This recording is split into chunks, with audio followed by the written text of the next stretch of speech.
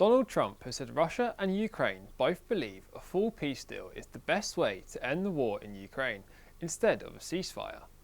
The US President is set to discuss the terms of an agreement with Volodymyr Zelensky on Monday when he travels to the White House following the Alaskan summit.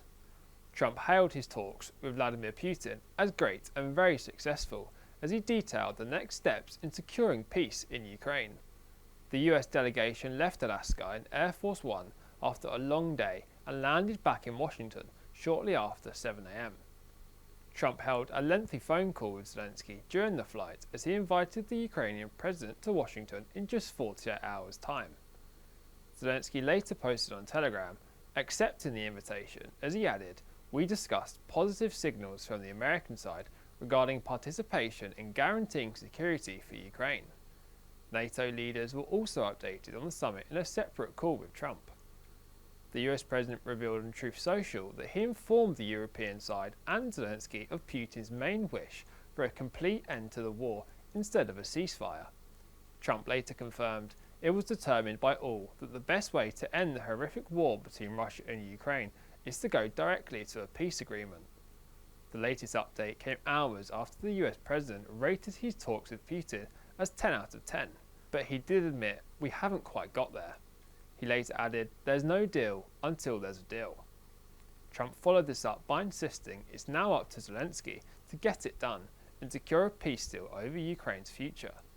Putin himself also claimed he was sincerely interested in ending the war, but back home his troops continued their savage bombardment with over 85 attack drones and a ballistic missile all fired overnight, according to Kyiv's Air Force.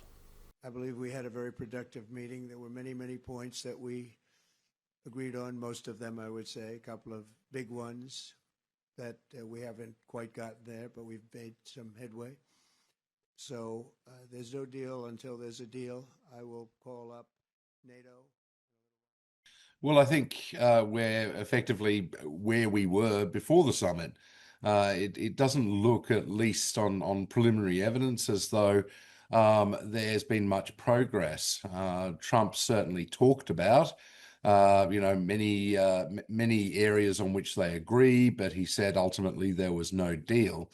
And I think probably that's linked to Vladimir Putin saying that we need to look at the root causes of this conflict, and that's code for the kind of maximalist demands that he's articulated since the invasion in 2022. Given that Kiev isn't in the room and many European nations who have contributed to protecting and defending Ukraine are also not present. So it remains to be seen whether, in fact, anything that Putin and Trump might negotiate between themselves would be acceptable in Ukraine, because it can simply say, no, we will continue fighting. Yes, it's certainly a win for Vladimir Putin. The optics of it were that, he came to American territory, but American territory in Alaska, which of course previously was part of the Russian Federation. And there was a lot of media talk in Russia and billboards going up saying, Alaska is Russian and we will take that back. So he got a photo opportunity with Donald Trump.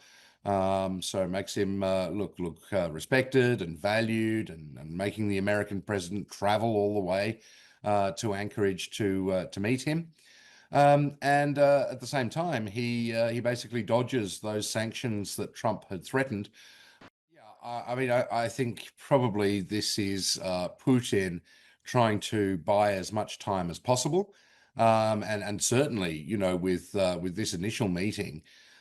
He would have come with a plan not to get to any rapid agreement, but to keep Trump wanting to continue engaging, and hence that's why I think he's proposed a follow-up in Moscow, which, in addition to the optics, a bit of a propaganda coup for Putin. I think this once again signals the Trump administration's desire to have a good relationship with Russia. That's more than just a reset, and to an extent, the war in Ukraine is a bit of a sideshow to that. Trump wants good trade relations. It's notable, of course, that Putin dangled the prospect of enhanced trade relations. Obviously, that would be in return for dropping sanctions. But of course, that is something still that's really quite unpopular in the United States. Even large numbers of the vast majority of Republican voters don't trust Putin and don't think that the US should have a full reset with Russia. Well, I think the notion of swapping territory is a kind of strange word to use. There's no actual Russian territory proposed to be swapped. The only question is how much land must Ukraine cede to Russia? Now, of course, Russia claims 4 regions of Ukraine and has even written them into its constitution to say this is part of Russia. But on the battlefield, it only really fully controls one of those territories. I think from a European perspective, you will be quite pleased with having avoided worse outcomes. Basically, that what appears to have been discussed at the summit was an immediate ceasefire, meaning not a ceasefire following a land swap or anything like that. And that's obviously what the Europeans, the chronology that Europe wanted. So from that perspective, no outcome is a good outcome because you avoided something worse. When we consider that yesterday was a quote unquote normal bloody day on the front line, Russia has now established the precedent that you can actually conduct negotiations, at least with the United States, while the war is going on, meaning without a ceasefire. And that certainly is again something that the Russian government would have liked because they want to continue the war. And of course, getting a summit with the US president is always something that Russian leaders want, especially a leader who's under a war crimes indictment and has difficulty traveling to many countries.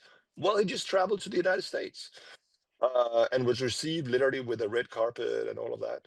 So even no outcome is a good outcome for Russia. They got a lot of things that they didn't have before.